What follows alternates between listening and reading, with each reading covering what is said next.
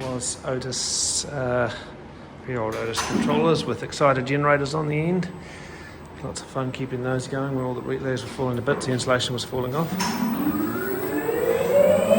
Being modernised in 2009 to MX control with these are CMG motors. They're noisy as hell. They'll actually accelerate twice as fast as what we've got them set at, but the noise they kick out is something wicked. It's the motor nameplate for those that are interested in that sort of thing. Brake switches added. Machinery that would looks like the winching gear off the Titanic. Otis governor. Gland packing on the main shaft seal there.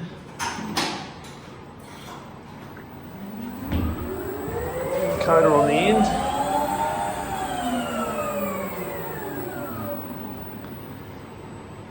Lovely smooth digital control. What have we got here? That is a VF88BR, so 88 amps with looks like braking resistors built in. I think that's what BR means, rather than being regenerative. Yeah, rectifier, skip module, and choke as an option. Clever little diagram there. Mounted on quite a nice job of the conversion. They put the new controllers inside the old ones. These days they just stick everything to the wall, and it's nowhere near as nice. The size of the castings on these things. We had the old floor selectors up here.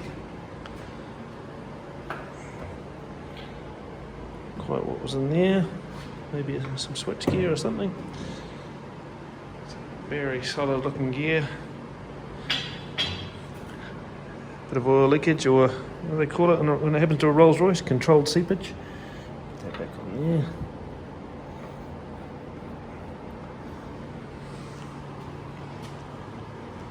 Put some coils in, give it a bit of a run. So they're very noisy motors because just the design of them don't tend to run quietly. But I suppose it makes it safer, you know, when it's going to move. Ladder. You used to have two massive generators here with excited generators on the end. MX control. Just make a call in there. Guys.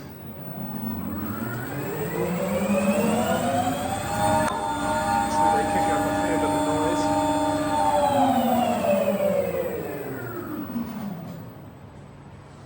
noise. Doesn't give a whole lot of problems.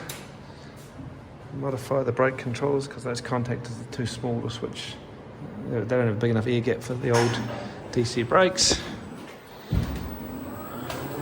Well, the back inductance on the coil when they drop out tends to burn out the brake controllers. So a little bit of suppression on there, and a bigger contactor with a bigger air gap does the trick nicely. Anyway, old shells, batteries and stuff. Quite a nice conversion. Used to be much noisier than this in here, and a whole lot hotter, obviously. That's where the carbon splattered out all over the walls from the generator. And the same on this one.